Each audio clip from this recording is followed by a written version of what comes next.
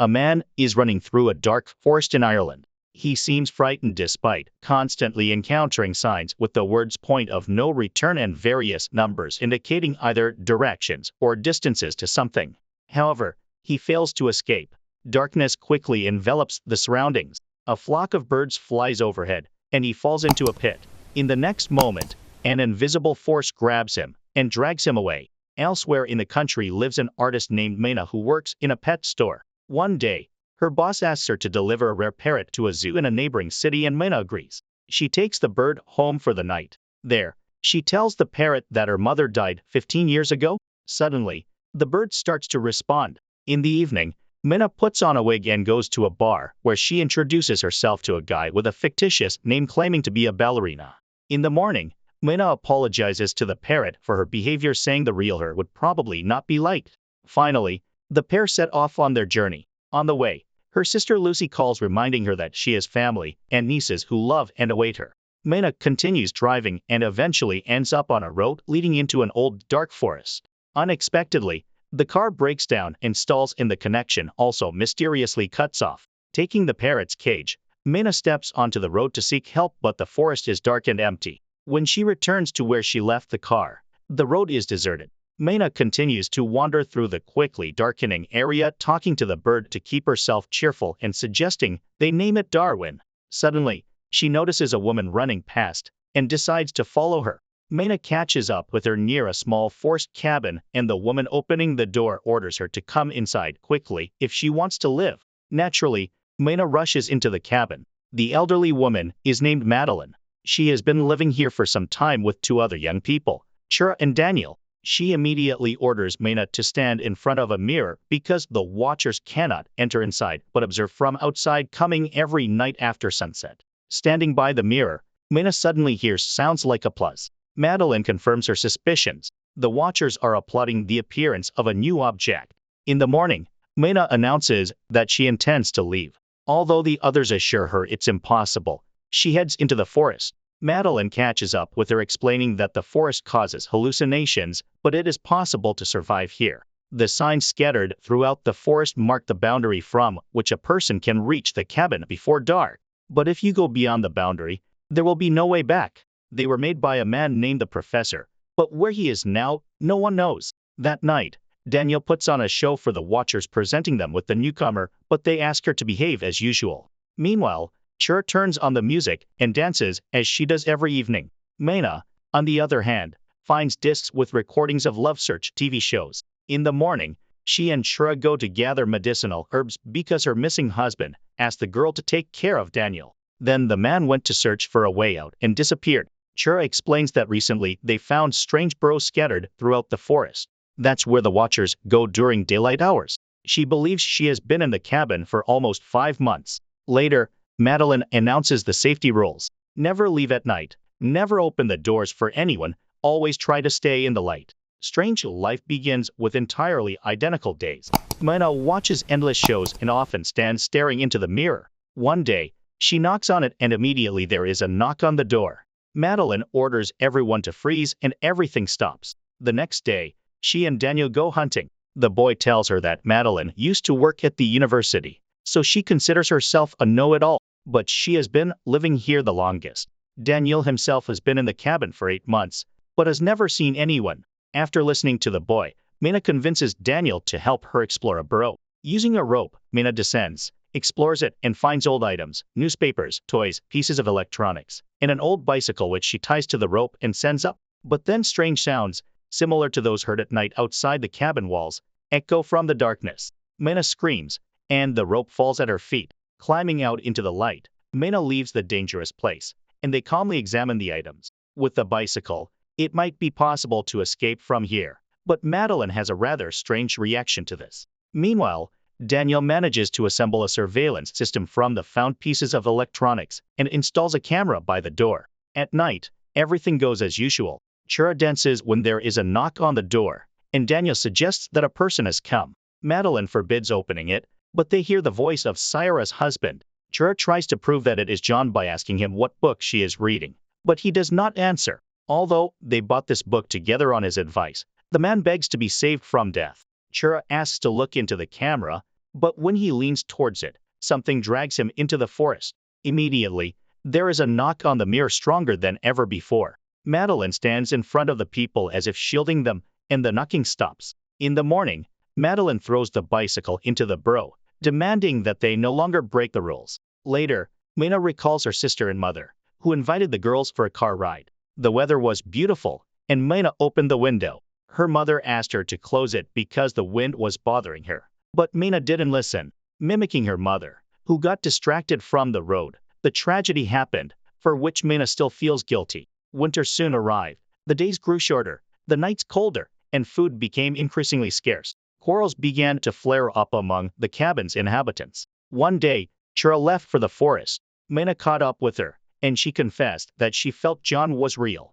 She runs to the house from where Daniel's screams are heard, angry with Madeline and Mena, refusing to let them inside. The women hide under a tree and soon see lanky spider-like monsters emerging from the forest, approaching the cabin window and making terrible, shrill noises. The watchers stare at Daniel and Chura while Mena and Madeline wait for them to leave so they can return to the cabin. When they do, the women rush to the door and beg to be let in. Daniel refuses, and then Mena tells him about her guilt towards her mother. She asks him to understand that he will suffer all his life, realizing that he is responsible for the death of people. The doors open. The four of them immediately stand in front of the mirror, hoping to convince the watchers that they are in place. Madeline admits that she tried to protect them from certain things. She used to teach history and mythology and, unlike them, came here voluntarily. Only here did she realize how dangerous this place was. Once she hunted alone and saw herself at sunset. Not an exact copy, but very similar. The Watchers are an ancient species with many names. Changelings, winged ones, fairies. They study people to impersonate them, and they will never let them leave. Knocks, and the voices of the cabin's inhabitants are heard outside. Then Daniel finds a hatch in the floor, which they didn't even know existed. Descending, they discover a well-fortified and equipped living space filled with food and equipment. Mena turns on an old computer, and a video recording shows the face of the professor, whose real name was Rory Colmartin.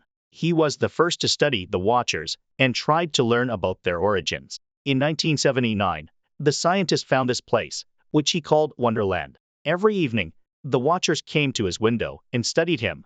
For many years before this, the professor's colleagues laughed at him, not believing his tales. Then he built this bunker, using the labor of men from nearby remote villages. He chose the lonely or those with bad habits so that their disappearance would not attract much attention, as every evening he convinced them to have dinner outdoors. Hiding inside, he watched the Watchers deal with them. Thus, this bunker was built on blood. One day, a Watcher appeared before him in the form of a girl with red hair. She was very different from the others, as if she were unique, and looked curious and harmless. That's when he realized that if he unlocked the secrets of the fairies, he might even conquer death. He did the impossible, lured this girl into a cage, and began experiments on communication, trying to befriend her. She changed form, sometimes turning into a frightening creature with long arms, but seemed to listen to him.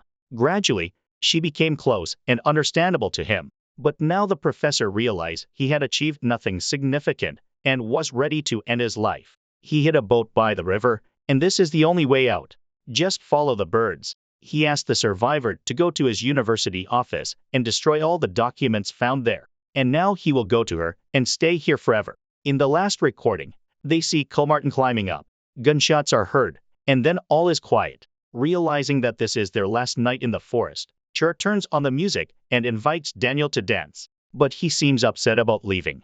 He says his family is dysfunctional, and he has nowhere to return to. Then the girl offers to let him stay with her for a while until they find him a good occupation and place to live, as they have become good friends. In the morning, the group sets out to escape, guided by the signs and Mena's parrot, whom she asked to lead them. Soon, they reach a massive stone disc in the ground, covering the entrance to a huge tunnel. Madeline explains that this is where the last representatives of the ancient fairy race were locked up, who were once very friendly with humans. After many centuries, they managed to surface, but now the friendship has turned into hatred. They stay here because they are held by magic, so they need to run far away. They walk all day. Dusk falls, but there is no river or boat in sight. It starts raining, and they fall into despair when they see huge flocks of birds flying in one direction.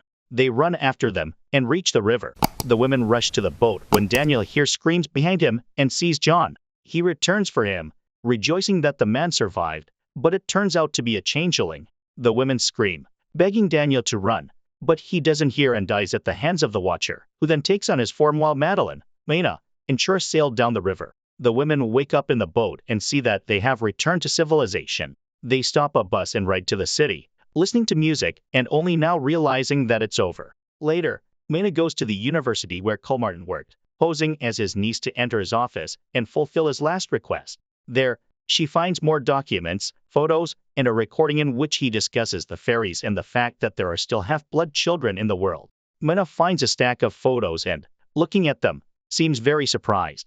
In the evening, Mena goes to Syra's house, showing a photo of Madeline from the professor's belongings, explaining that it is his wife who died several years ago. So the Madeline they lived with in the cabin was a special fairy capable of moving during the day. It was she whom Colmartin caught. He couldn't kill her, and she took on Madeline's form to return to civilization. Then a car pulls up to the house, and the real Chura gets out while the one she's talking to is actually a fairy. Realizing she has been exposed, the fairy knocks Mena out and changes shape again, turning into Daniel. They just want to live like other species, but due to human hatred, they are forced to stay underground. The fairy turns into Colmartin and goes to Mena. In the house, the fairy transforms into her and prepares to kill the girl. But Mena says that there are others like her somewhere because she is half human and acknowledges that it was unfair of humans to banish the fairies from their world. The fairy softens and spreads her wings, admitting that Mena might be right, and she flies away. Mena revives Chura. Later, she reunites with her twin sister Lucy, finally forgiving herself for their mother's death. She tells her about her experience, admitting that she still sees Madeline appearing in the forms of other people. Her nieces arrive to show Mena a drawing of her and Darwin, whom she still keeps as a pet. Meanwhile, outside, a girl with red hair appears, looking at their apartment windows and taking on the form of a girl with a strange face. This is probably not a horror movie, but rather a scary bedtime story when a child doesn't want to sleep and asks for something frightening. Everything builds up slowly and tastefully, but the ending unfolds somewhat mundanely, although mysteriously.